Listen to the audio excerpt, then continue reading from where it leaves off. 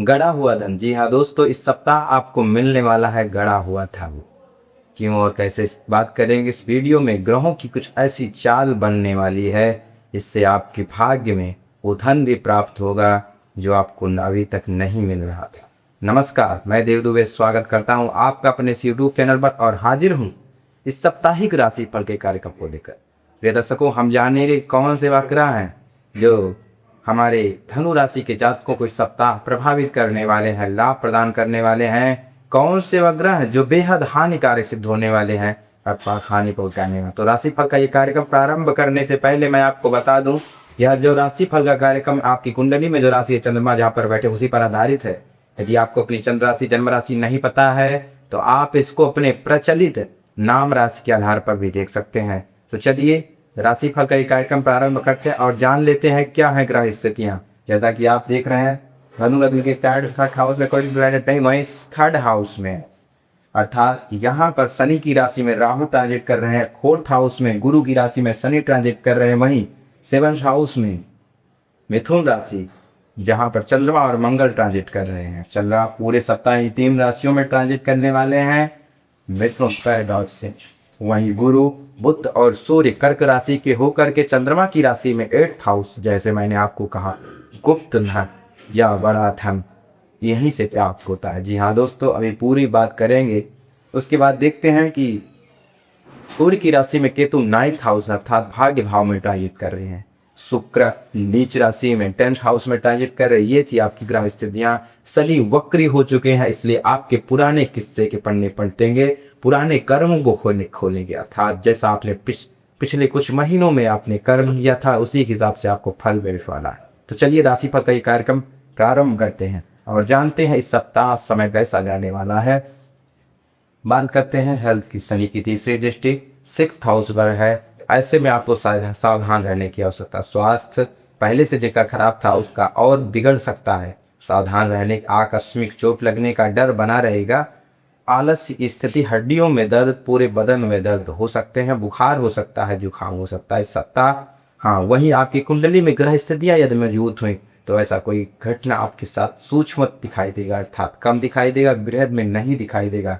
हाँ, वहीं करियर की दृष्टिकोण समय अच्छा है, लेकिन करियर में इस सप्ताह आपको निर्णय लेने में समस्या आएगी, मन भ्रमित होगा। बड़े ही सावधानी से आपको निर्णय लेना है, क्योंकि 10th हाउस में आपकी कन्या राशि में शुक्र जहाँ पर नीच के हो जाते हैं, ऐसी स्थिति में वहाँ पर शुक्र की स्थिति कमजोर दिखाई दे रही है।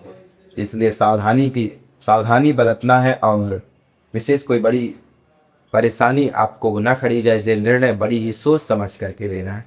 वहीं बिजनेस के दृष्टिकोण समय उत्तम नहीं है। बिजनेस में आपको समस्याएं हो सकती निर्णय लेने में, या कोई अपना खास साथी जो आपको धोखा देने वाला है। बिजनेस में, व्यापार में पैसे चोरी हो सकते हैं या लग्जरी की कमी देखने को मिल सकती है।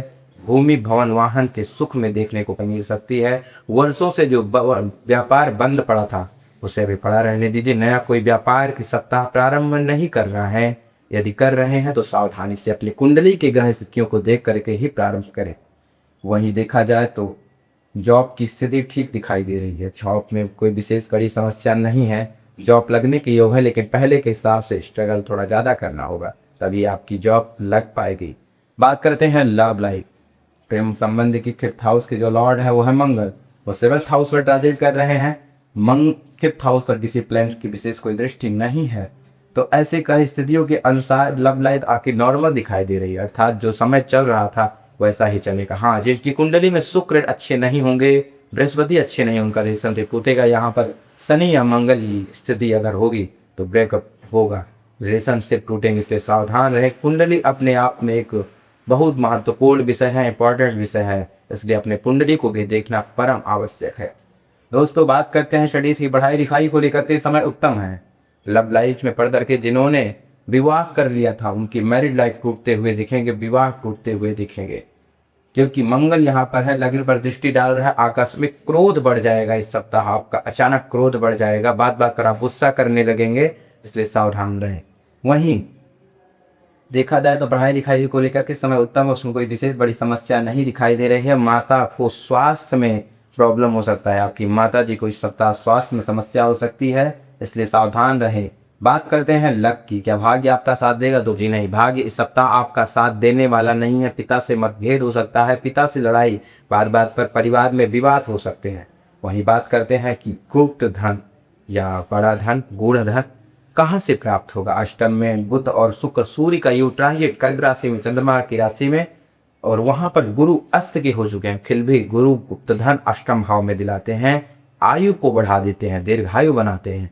ऐसी स्थिति में आपको इस सप्ताह कोई आकस्मिक धन प्राप्त होगा। भले ही आपका पैसा किसी ने उधार ले लिया था, काफी समय से वापस नहीं कर, तो वो मिलने के योग हैं। या कोई एफडी या किसी बैंक में आपने जो धन इकट्ठा किया था वो आपको मिलने के योग दिखाई दे रहे हैं। इसलिए यह सबसे बड़ी आपके लिए खुशखबरी है।